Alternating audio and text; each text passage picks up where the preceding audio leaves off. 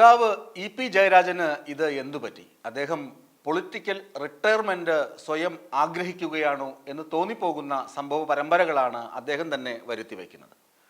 അദ്ദേഹത്തെ ഇടതുമുന്നണി കൺവീനർ സ്ഥാനത്ത് നിന്ന് നീക്കിയതിനു ശേഷം ശരിക്കു പറഞ്ഞാൽ ഇന്ന് 23 ദിവസങ്ങളാകുന്നു. പാർട്ടിയുടെ ഒരു പൊതുപരിപാടികളിലും അദ്ദേഹം പങ്കെടുത്തിട്ടില്ല.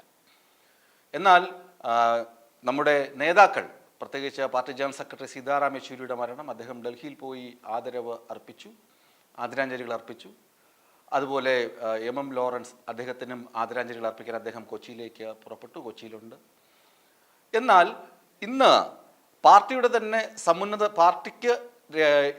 പാർട്ടിയുടെ രക്തസാക്ഷികളിൽ ഏറ്റവും വലിയ പദവികൾ അലങ്കരിച്ചിരിക്കുമ്പോൾ രക്തസാക്ഷിത്വം വഹിച്ച ശ്രീ അഴീക്കോടൻ രാഘവന്റെ അനുസ്മരണ ദിനമാണെന്ന്.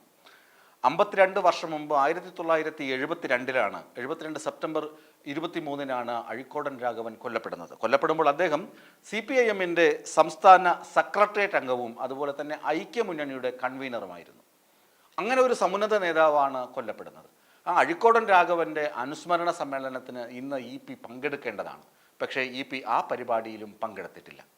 ഇതൊക്കെ നൽകുന്ന സൂചനകൾ ഇദ്ദേഹം പാർട്ടിക്ക് പുറത്തേക്ക് അല്ലെങ്കിൽ രാഷ്ട്രീയ വനവാസം സ്വയം സ്വീകരിക്കുന്നു എന്ന തരത്തിലേക്കാണ് പോകുന്നത്. ഇദ്ദേഹത്തിന് ആരോടൊക്കെയാണ് ഇഷ്ടക്കേടുള്ളത്? പിണറായി വിജയനോടാണോ? അതോ തന്നെക്കാൾ ജൂനിയറായ MV ഗോവിന്ദനോടാണോ? ഇങ്ങനെ നോക്കുകയാണെങ്കിൽ MV ഗോവിന്ദനോട് ഒരു ഇഷ്ടക്കേട് EP-ക്ക് ഉണ്ടെന്ന് തന്നെയാണ് പാർട്ടിക്കകത്തും പാർട്ടിക്ക് പുറത്തുമുള്ള സംസാരം. ഇങ്ങനെയുള്ള നേതാക്കൾക്കൊപ്പം താൻ ഇഷ്ടപ്പെടാത്ത, തനിക്കെതിരെ ആരോപണങ്ങൾ ഉന്നയിക്കുന്ന P. ജയരാജനെ പോലുള്ള ഒറ്റുകാരന്മാർക്കൊപ്പം ഇനി വേദി പങ്കിടില്ലെന്ന് EP ജയരാജൻ തീരുമാനിച്ചിട്ടുണ്ടെങ്കിൽ അദ്ദേഹത്തിൻ്റെ നിലപാട് വ്യക്തിപരമായി ശരിയാണ്. പക്ഷേ EP-യെ പോലൊരു നേതാവ് ചിലപ്പോൾ ആളുകളോട്, പ്രത്യേകിച്ച് മാധ്യമങ്ങളോടൊക്കെ ചിരിച്ചുകൊണ്ടും തഞ്ചത്തിലും താളത്തിലുമൊക്കെ പാർട്ടി നയങ്ങൾ വിശദീകരിക്കുന്ന ഒരു നേതാവിനെ CPM-ന് നഷ്ടപ്പെടുന്നത് വളരെ വലിയ നഷ്ടം തന്നെയായിരിക്കും. കാരണം EP കരുത്തനാണ്, ഇപ്പോഴും കരുത്തുള്ള ഒരു നേതാവ് തന്നെയാണ്. അദ്ദേഹത്തിനെതിരെ നിരവധി ആരോപണങ്ങൾ വന്നു.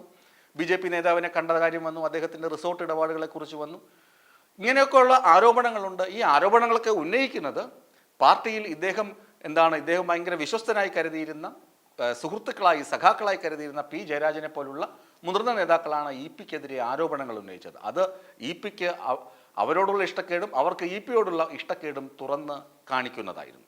ഈ തനിക്ക് ഇഷ്ടപ്പെടാത്ത നേതാക്കൾക്കൊപ്പം, തന്നെ അംഗീകരിക്കാത്ത, തനിക്ക് ലഭ്യമാകേണ്ട പാർട്ടി പദവികളിൽ തനിക്ക് ലഭ്യമാക്കാതിരുന്ന നേതാക്കൾക്കൊപ്പം ഇനി വേദി പങ്കിടില്ലെന്ന് EP തീരുമാനിച്ചു എന്ന് വേണം ഈ കഴിഞ്ഞ 23 ദിവസത്തെ അദ്ദേഹത്തിൻ്റെ സ്വയം മാറി നിൽക്കൽ പ്രവണത സൂചിപ്പിക്കുന്നത്. അതിനു മുമ്പ് ഈ ആരോപണങ്ങളൊക്കെ വന്ന ശേഷം അദ്ദേഹം പലപ്പോഴും പാർട്ടി പരിപാടികളിൽ നിന്ന് ഒഴിഞ്ഞു നിൽക്കുക തന്നെയായിരുന്നു. ഇത് ഒരു രാഷ്ട്രീയ വനവാസത്തിൻ്റെ അല്ലെങ്കിൽ ഒരു പൊളിറ്റിക്കൽ റിട്ടയർമെൻറ്റിന് സ്വയം തയ്യാറെടുക്കുന്നു എന്ന സൂചന തന്നെയാണ് നൽകുന്നത്. ഏതായാലും EP ജയരാജൻ എന്ന ഒരു ആൽമരം CPM-ൽ നിന്ന് അകലുന്നത് പാർട്ടിക്ക് വലിയ നഷ്ടം തന്നെയായിരിക്കും. കാരണം EP ജയരാജൻ കരുത്തുള്ള നേതാവ് തന്നെയാണ്, ഇന്നും ജനപ്രീതിയുള്ള നേതാവ് തന്നെയാണ്. ഈ വീഡിയോ നിങ്ങൾക്ക് ഇഷ്ടമായാൽ ലൈക്ക് ചെയ്യുക. കൂടുതൽ വീഡിയോകൾക്കായി യോഗനാഥം ന്യൂസ് ചാനൽ സബ്സ്ക്രൈബ് ചെയ്യുക.